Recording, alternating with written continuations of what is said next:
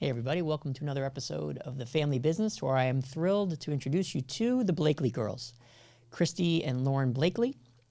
They are the women of orthopedics, and I've known Christie for a long time, and I've had the pleasure now of getting to know Lauren, and I thought it'd be great to have a mother and daughter who are in medical device to talk a bit about how families are intertwined with their careers like we do here on the program. So welcome to the show, guys. Thanks so much for being on. Yeah, thanks for having me. Thanks, Matt. Yeah, that was an easy choice. You guys are a winner. So could you each take a minute, and Christy, you go first, just of what you're doing at the moment, and just so everyone gets some context of who you are, and then we can get into some of the fun stuff. Yeah, no, happy to. And thanks, Matt, for having us on the program. This is going to be a lot of fun. I just know it. So right now I am heading up the sales and marketing and clinical education programs for a Swiss company, Geislich Pharma, and I work with specifically the medical and surgery business units, which is wound care and orthopedics. And you've been there for how long? So as a full-time employee, 2 years, and I consulted for them for almost 2 years before coming on board with them. I didn't realize I'd been that long. Okay. Yep. All right, Lauren, what's your deal?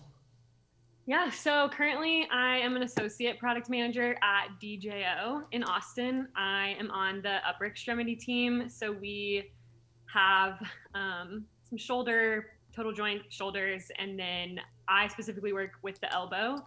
And then recently we just acquired the finger system from Stryker. So that's kind of our wheelhouse. I've been here since October in Austin. But before that, I was at a sports med company down in Florida. Because you went to school where, Lauren? University of Florida. That's right. Go Gators. Yeah, it's one thing we've all had in common, although Christy dabbled at University of Memphis. She became a Gainesville gal, and She bleeds orange and blue. That's exactly right. Yeah. So we'll get into a bit of all of that. So you guys have this interesting commonalities in your life. And so I'm curious though, personality-wise, are you guys similar? I think half and half. I think when it comes to like passion and drive and stuff like that, I feel like we were very similar. I feel like I took a lot of the like education kind of importance from my mom. That has always been like my wheelhouse. I loved school, loved learning, all of that. So that's like a very easy, I think, like similarity. And I think everyone that knows us is like, oh yeah, that makes sense when they know both of us. And then everything else I feel like is kind of a complete opposite. I feel like our like interests and stuff, like just like temperaments, personalities, I think I took a lot of that from my dad and a lot of the like professional world drive kind of businessy stuff from my mom. Do you think, I think that's pretty accurate. Oh, dead on. Yeah. Lauren, you don't like her music? I think she is like, her and I have another sister, Anna, who's younger, and they are like life of the party, want to be the like, you know, having fun all the time, go, go, go. And I'm the like, I'm okay being home. I don't need to do anything crazy. So that is all her. I don't have a lot of that. That's funny how that happens. Well, look, I always tell my kids it's like a buffet. Me and my wife, I said, you take the good parts, leave the bad, and take the parts you like. And that's usually how you end up forming who you are.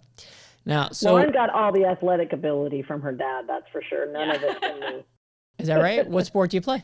I swam basically all of my life. That was my big sport. I think that also goes pretty hand in hand with the personality of like committed type A, you know, long-term. What was your event?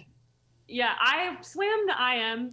I was always too short to be a sprinter, so I had to swim the like longer events, but played tennis because my dad plays tennis. But really, we kind of joke about it sometimes, but we're really good at things that just don't matter. My dad and I, game-wise, sports-wise, like put us in a yard game situation, like we got it.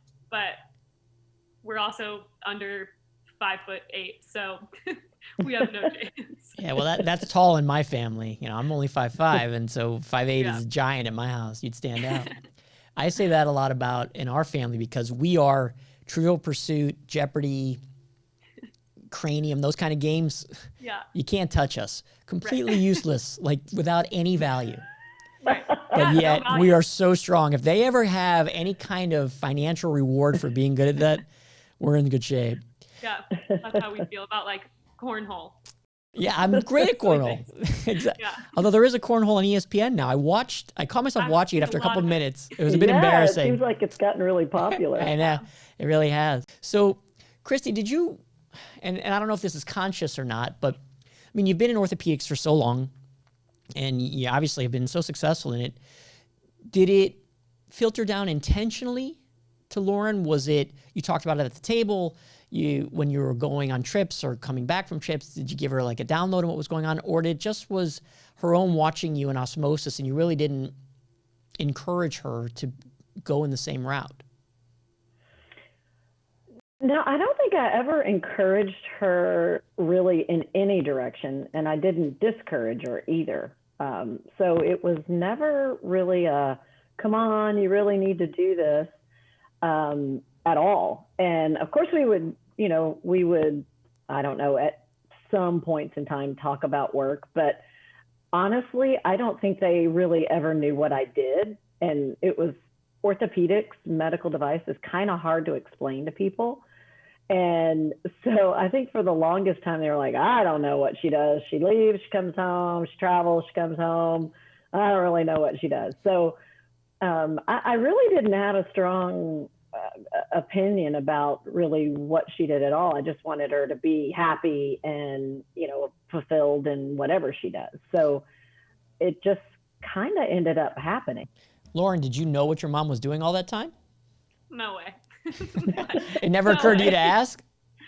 I mean, I think it's hard too because you hear marketing and you think like advertising, I guess, like creative marketing, but we knew that wasn't what she was doing. And then we would go to the office or, whatever, stop by and there's body parts and it just didn't make any sense to us. And I think we were kind of like, well, maybe one day we'll understand, but also it's just not worth it. And we grew up in Warsaw, Indiana, so everyone kind of had the same situation. Yeah, it's true. So it wasn't ever like everyone was like, oh yeah, my parents are also in orthopedics, and that's kind of where it stopped. So it wasn't ever really important enough, I guess, as a child. That's a really interesting thought. In your classroom, everyone must have worked at Zimmer or DePuy. Now, yeah. So this is what I hear about when I hear about Warsaw, that when you need to go into town, you went to Fort Wayne. Is that true? Yeah. I think if you're like, maybe for us it was easy because we were kids, so it didn't really matter. Like we had enough to do no matter what. But I could see if you're like older or like, a young family or something. Christy, was that the case? For sure for us. I mean, if you wanted, shopping or different restaurants, yeah, you definitely went to Fort Wayne.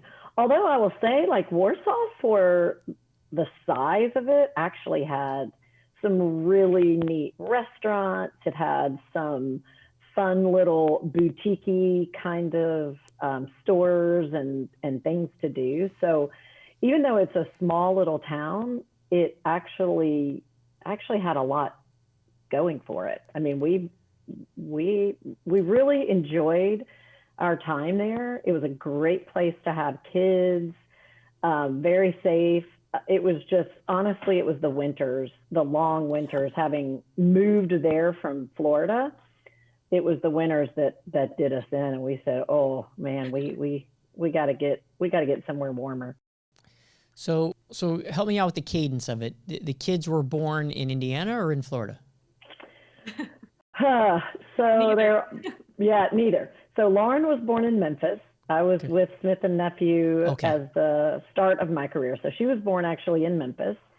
And then I actually took a sales position with Smith and Nephew in a territory in Middle Tennessee. So Anna, my second daughter, was born while I was selling, and she was born in a tiny little town called Tullahoma, Tennessee. So neither one of them were born in Warsaw, but kind of well, for sure, Lauren, like her elementary and middle school years were in Warsaw. So that was kind of like the heart of her growing up was the 5 years in Warsaw. So the cadence is Tennessee to Warsaw and then down to Gainesville. Actually, it was Tennessee to Gainesville. I worked for Exactech for 5 years. I was director of marketing for their hip business in Gainesville. That's where we became Gator fans. Yeah, that'll girl. Was our 1999 to 2004 time in Gainesville, which was awesome. So then we moved to Warsaw and then back to Gainesville, believe it or not. We were actually just looking to go anywhere in Florida, and it ended up we ended up buying a house like about 2 miles from where our house was when we left Gainesville to go to Warsaw. Awesome. So I've never had a chance in all of these podcasts that I've done. I've always asked the parent, hey, what was it like for your kids when you moved and how did they handle it? And it was always from their perspective. This is my first chance to actually ask the kid. So Christie, let's not cloud her answer. Nope. What were these moves like for you? And think about making new friends and activities like you were swimming or whatever else you were doing, and what that was like to come home and your mom would say, okay, we're moving. And how did that go? Yeah, I mean, the first couple, obviously I was so little, it didn't matter. I mean, even moving to Warsaw, I think I was starting 4th grade when we moved. So I think, I'm like 9, so it doesn't really matter. So then the only move I really remember would be from Warsaw back to Florida, which obviously I had just finished 8th grade. So was starting high school in a new place. And I mean, looking back now, obviously it's okay, it is what it is. But obviously, I mean, at the time I was 14, 13, that's a hard move. And I think for all of us, we probably still have some trauma from that time. Cause it's not easy. I mean, sugarcoating it, it's a hard move when you're kind of feel like you have figured out a little bit of who you are when you're, getting out of middle school. And I had a great group of friends. I feel like I really found my stride, 8th grade kind of, was confident, figured out what I liked, what I didn't like, kind of figured out where I wanted to fit in. And then we moved and I went to a huge school in Gainesville. Obviously, I mean, I think our high school probably had 3,000 kids. It's a big school. I don't know anyone. Yeah. And it was hard. I think there's no getting around that. It was not fun and it was very difficult. Now as a grown-up, I can look back and be yeah, I mean, it was terrible, but I think that so many good things come from moving. I mean, I loved going to the University of Florida. That wouldn't have happened, obviously, if we didn't move to Florida. And I think the academic opportunity was incredible in a little bit of a bigger town than Warsaw. Not that Warsaw's not great, but little things like that. I think I've become more adaptable in the fact that moving doesn't scare me really. I know it does a lot of people that I'm friends with and my age, they're moving for the first time after college, where me, I'm I moved 3 times since college already and kind of, took it in stride. So there are some positives that have come into character growth, but I mean, it's not fun. And I think my sister was younger. She was only starting middle school. So she had it a little easier, and her personality is you're my friend because I just met you and know your name. So great. That's not necessarily me. So obviously I think no matter the time, it would have been harder on me than her. Would you say that there is a way that a parent could sit down with you and tell you, look, an opportunity's come up for me or your dad and we're going to move? Or would you think at that age you'd rather be asked, hey, look, do you think it's okay if we move? It's a great opportunity for us, but we don't want to do it without making sure you're okay with it. Or are you giving kids too much power at that point? I'm curious what you think because you went through it. Yeah, I think obviously, I was a kid and I didn't know, half of anything that was going on. But I think, and I don't know if this is real or if I made this up in my head, but I really feel we kind of had a deal, unspoken, spoken, I don't know, wherever we started high school, we would be able to finish high school. Right. And so it was kind of that was the threshold of moving for us. Wherever I started high school, I would finish high school, which therefore meant we would be there for a long time, because when I would be a senior in high school, Anna would have been a freshman. So that's, 7-year time span. So I think that obviously made it a little better, because we have friends and family that have moved in high school. It's not, it's even worse, obviously, the later it gets. And so I think that having some stability in the fact that, hey, we are moving, but we're going to be here, barring any emergency situation, was enough to hold on to be like, okay, at least we're going to be here for a while. Which is what it is. Yeah, and I think you're right. I think it's a unique opportunity for a kid, and Christie, I would guess that you would agree, because you guys are talking about, you're seeing the result. Look how independent your kid is. And so I look at that all the time, because I talk to parents that move their kids all over the world on a daily basis. And yet I haven't moved my kids anywhere. We moved to a new house in the same town this year. And literally it's less than 2 minutes away. I'm not exaggerating. It's that close. And my daughter was disrupted. It was 2 miles, 2 miles. And so I wonder if I'm doing her a disservice by not moving anywhere. So what? There's great things about both. That's sure. For sure. I'm sure. Yep. So Christie, what do you think happens when you traveled? What was going on at your house in your mind? Well, I was very fortunate back then, because Lauren and Anna's dad was pretty much a stay-at-home dad for most of my career. So we never missed a beat. In fact, we would joke about it so many times that when I would have to go do school pickup, it was a disaster, because I didn't know which way to go in. I didn't know which way to go out.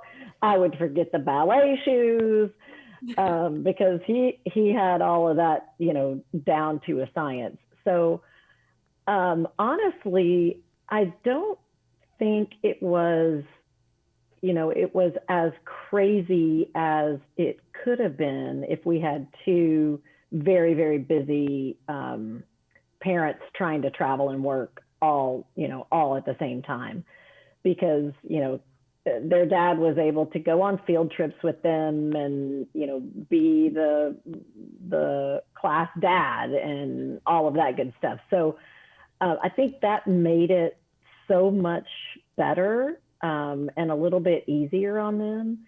And then honestly, any opportunity that we had to have them come with me, we totally took advantage of that, which also gave them an opportunity to travel some and see different places and experience different things. So I kind of always had the goal to instill in both of them a love for travel and a love for culture, and kind of seeing the big world for what it is. And so having those opportunities to have them come along with me when it worked out was great. But I think in terms of my travel, it really didn't, it wasn't a major disruptor for them, because they always had kind of that stable parent figure at home in their dad, which was great. Sounds like a heck of a guy. Lauren, is that the way you remember it?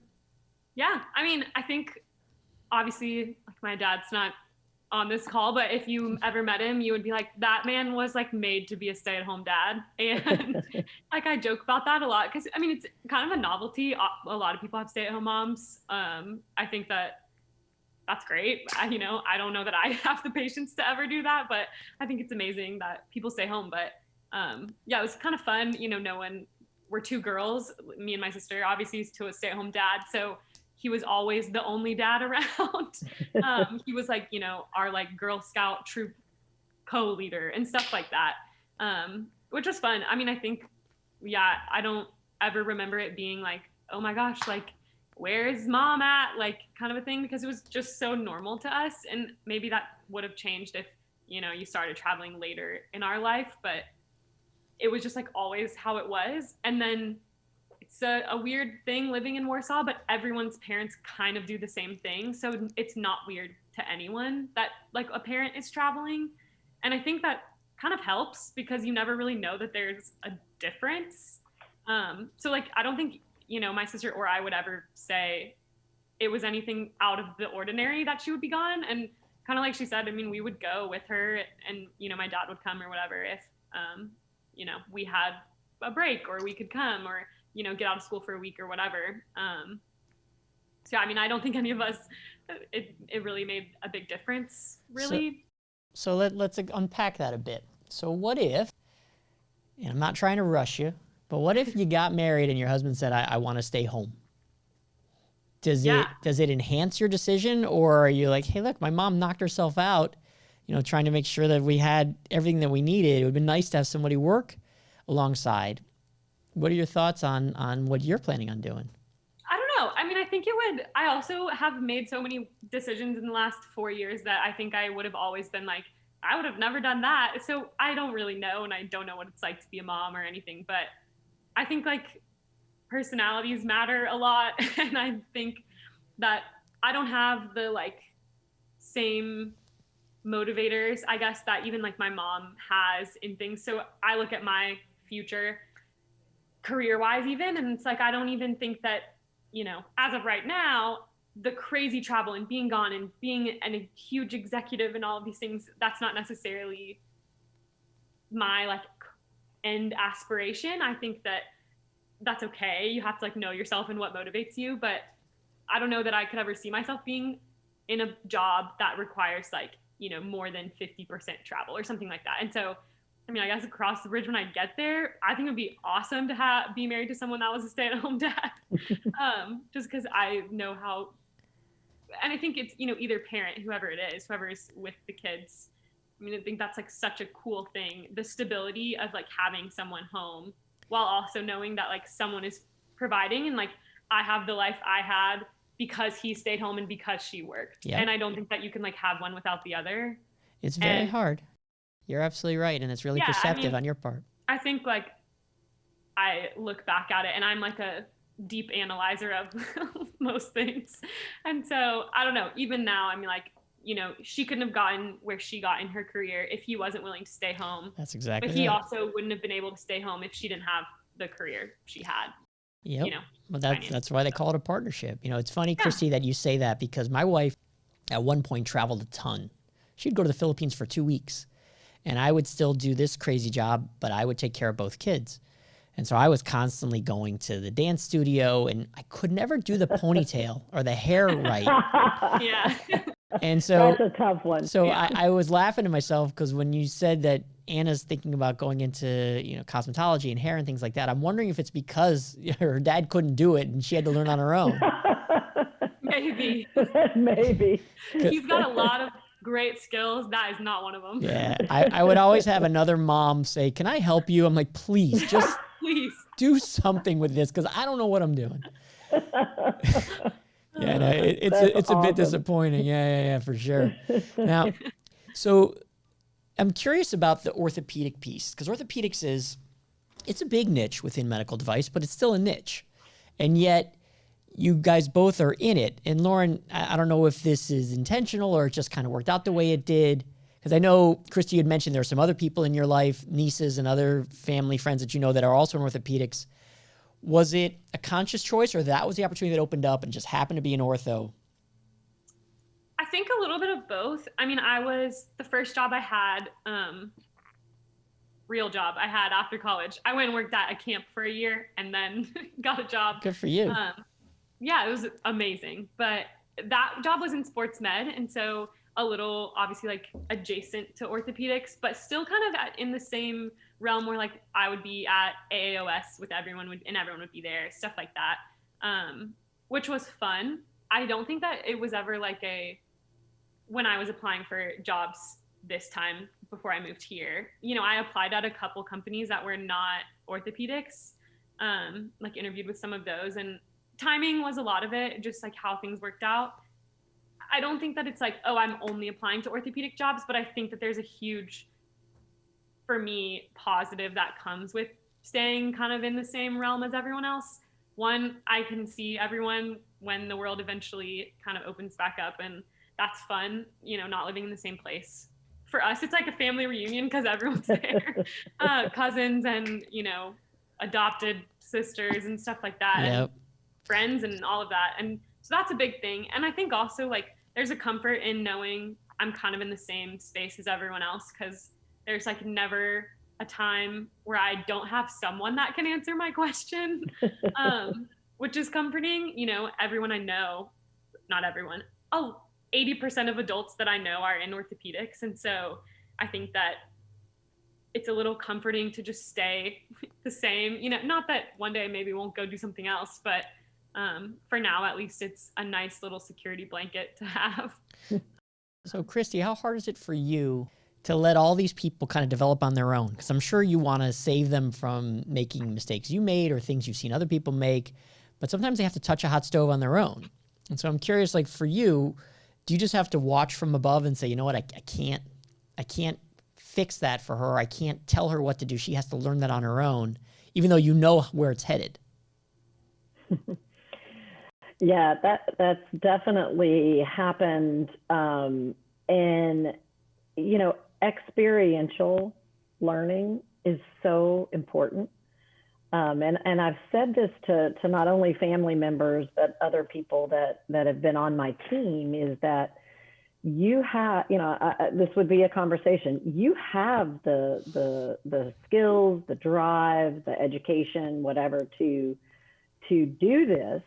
What you don't have is the time under your belt sitting in design meetings or presenting a marketing plan or whatever. And there's nothing that can really prepare anybody for those kinds of things. You have to go through them on your own. And so, yeah, I mean, I think, you know, what I've strived to do is give the best guidance, you know, be the best mentor I can possibly be. And then the rest is, you got to get in there and do it for yourself. You're gonna get scraped and bruised along the way, but that's the only way you're going to learn. So it's definitely a combination. It's like parenting. You prepare them the best you can to go out into the world or go to school that day or whatever, and then the rest is up to them to make it whatever they can make it the best that it can be. That's what I always say about parenting, is like, I try to lay the groundwork and then I just hope they hear my voice in their head when there's a time to make a decision, and that they decide not to get in that car with someone who's been drinking, or they decide not to blow off that exam, or they decide not to spend $1,000 on something that's going to break in an hour, you know, things that all kids do. And it's just interesting what that is. No. So Lauren, do you have that running dialogue in your head with like, man, what would my mom say, or what would she do, because she's in this world? Or do you call her for everything? And which is, by the way, there's nothing negative about that. She's smart as a whip, and I would call her too.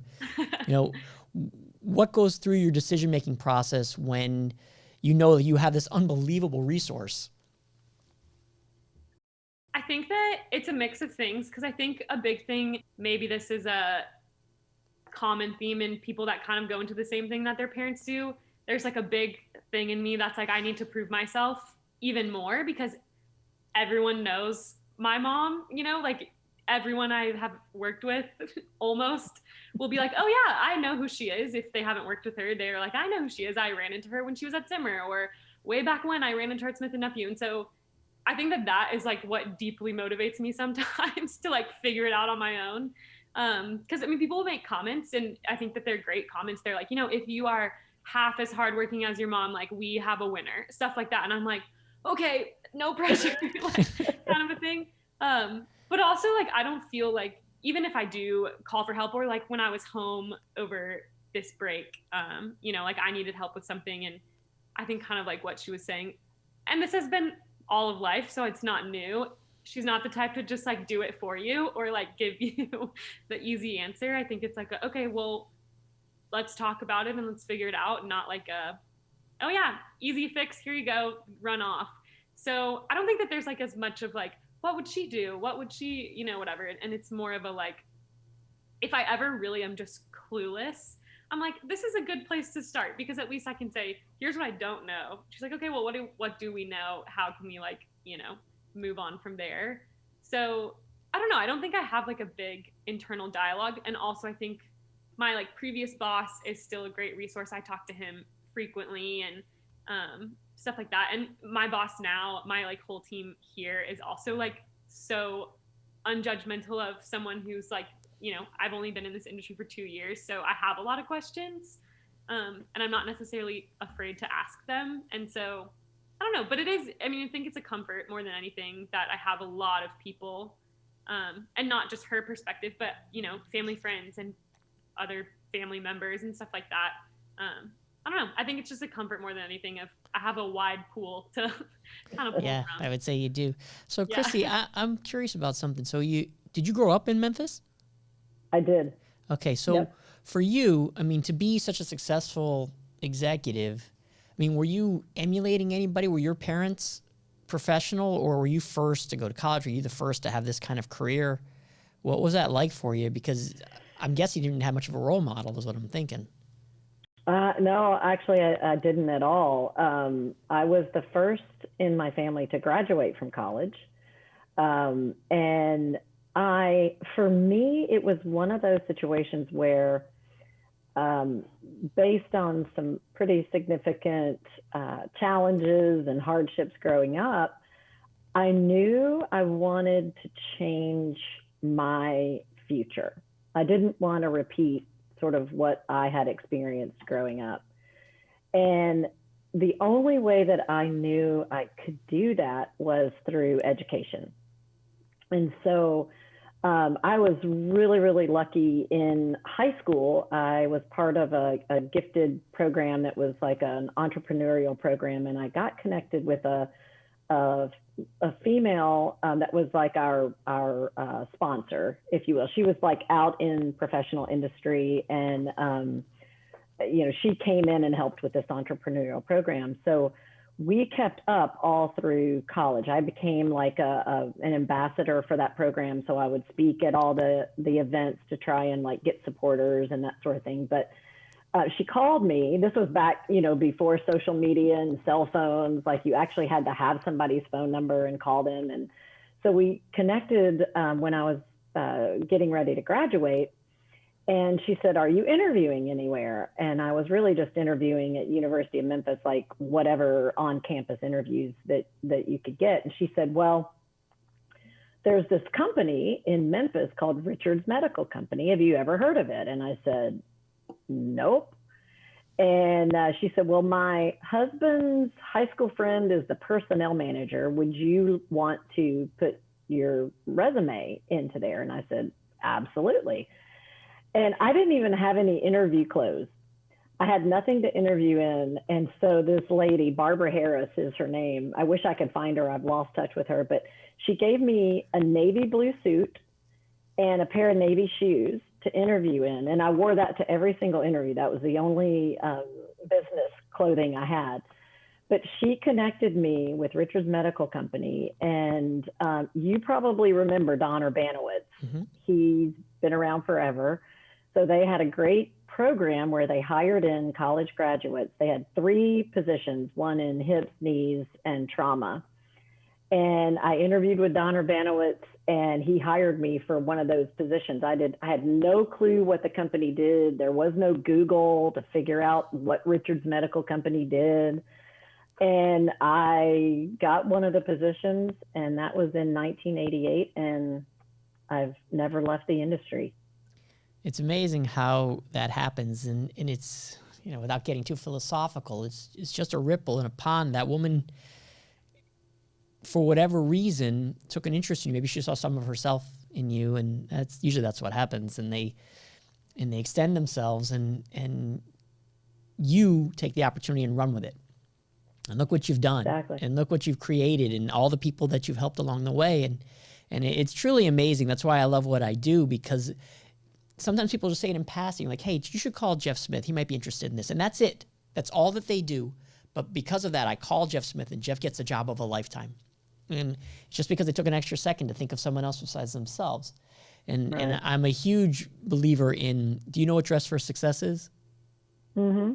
Yeah, so the fact that she gave you clothes, because clothes is Yep. such a underrated importance, even today. You know, you still have to look the part. And so when you don't have the money for the clothes, or you don't have somebody who understands, where do you even go buy that? You know, my family didn't graduate college. They didn't know from that. I'm the first college graduate in my family too. And it was the same thing. My mom didn't know from any of that. And it's just amazing. Well, look, I knew that there was a story with you, and it's amazing to find out what you overcome, and it's just interesting to see how it's filtered down. And I would say this to you, Lauren, you don't need to be on anyone else's path but your own. And you don't need to work half as hard or twice as hard as anybody else. You just work as hard as Lauren does, and you'll be just fine. You come across phenomenally well. You guys have been every bit as interesting as I thought you would be. So thanks so much for being on the show. This is truly going to resonate with anyone who has a kid about to finish school. And are they going to go do what their mom or dad does? And look what it's been. I mean, you guys are both having great careers, and it's probably going to be years that you'll be able to celebrate this together. And I don't know, I just think it's fantastic, and I'm thrilled that I got a chance to talk to you about it. It's awesome. It was definitely not something I ever expected, but it's awesome having her, and I can't wait till meetings open up again so we can run into each other there. Yeah, that's absolutely true. Well, look, thanks so much from the Blakely ladies of orthopedics, from the family business, where family's what binds us. Love having you on the show. Thank you. Thank you, Matt. Thanks for all you've done for me over all the years. It's been awesome. It's been my pleasure. Having you as part of my life. Yeah, me too. All right, Lauren, go Take get him. care. All right. Bye, Lauren. See ya.